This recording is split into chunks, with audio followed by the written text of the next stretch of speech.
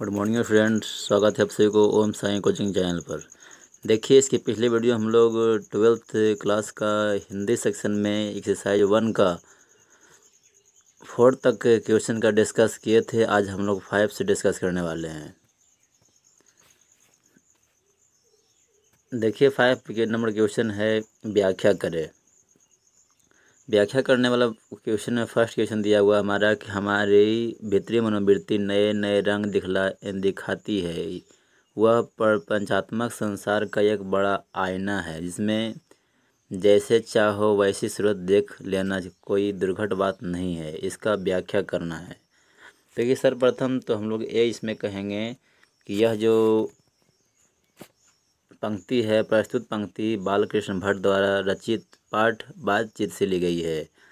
इसमें कहा गया है कि मनुष्य की भीतरी मनोवृत्ति प्रत्येक क्षण नए नए रंग दिखाया करती है, अर्थात उसमें नए नए विचार आते रहते हैं। वह इन प्रपंचों से पूर्ण संसार एक बड़ा आईना है जिसमें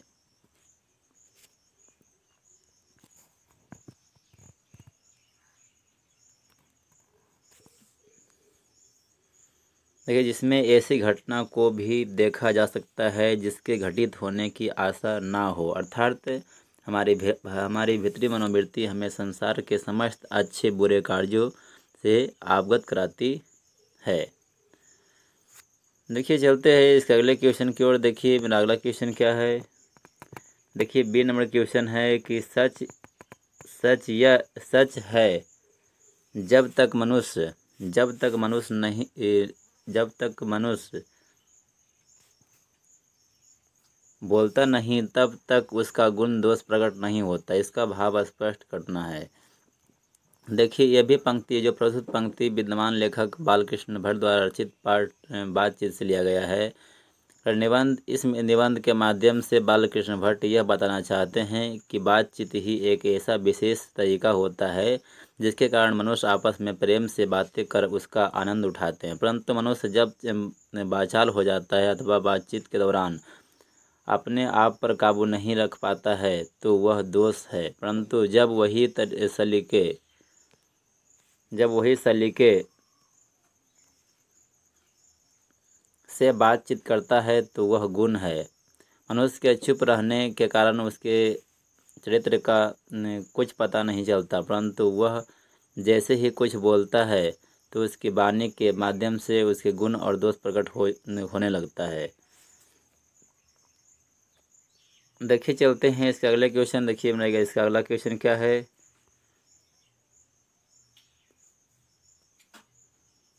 देखिए, अगला क्वेश्चन है सारांश, यानी कि बातचीत जो पाठ लिखा गया उसका सारांश क्या हो सकता है। देखिए, सर्वप्रथम इसमें हम लोग ये कहेंगे कि प्रस्तुत निबंध बातचीत के लेखक महान पत्रकार बालकृष्ण भट्ट हैं। बालकृष्ण भट्ट बातचीत निबंध के माध्यम से मनुष्य की ईश्वर द्वारा दी गई अनमोल वस्तु वाक शक्ति का सही इस्तेमाल करने को बताते हैं। महान लेखक बताते हैं कि यदि मनुष्य में वाक शक्ति नहीं होती तो हम नहीं जानते कि इस गूंगी सृष्टि का क्या हाल होता। लेखक बातचीत के माध्यम के विभिन्न तरीके भी बताते हैं। वे बताते हैं कि जहां आदमी की अपनी जिंदगी मज़ेदार बनाने के लिए खाने पीने, चलने फिरने आदि की ज़रूरत होती है, इसी प्रकार बातचीत की भी अत्यंत आवश्यकता है। हमारे मन में जो कुछ जिंदगी का धुआं जमा रहता है वो बातचीत के माध्यम से भाव बनकर हमारे मन से बाहर निकल पड़ता है। इससे हमारा चित्त हल्का और स्वच्छ हो जाता है। हमारे जीवन में बातचीत का भी एक खास तरह का मज़ा होता है। यही नहीं, बालकृष्ण भट्ट जी ये भी बातें बताते हैं कि जब तक मनुष्य बोलता नहीं तब तक उसका गुण और दोष प्रकट नहीं होता। महान विद्वान बेन जॉनसन कहता है कि बोलने से ही मनुष्य के रूप का सही साक्षात्कार हो पाता है। वे कहते हैं कि 4 से अधिक की बातचीत तो केवल रामावल यूरोप के लोग से बातचीत का हुनर है, जिसे आर्ट ऑफ कन्वेंशन कहते हैं। बालकृष्ण भट्ट बातचीत का उत्तम तरीका यह मानते हैं कि हम वह शक्ति पैदा करें कि अपने आप से बातें कर ले। देखिए, इस पार्ट में इतना ही क्वेश्चन था। इसके अगले वीडियो में इसके आगे मैं बातचीत करूँगा।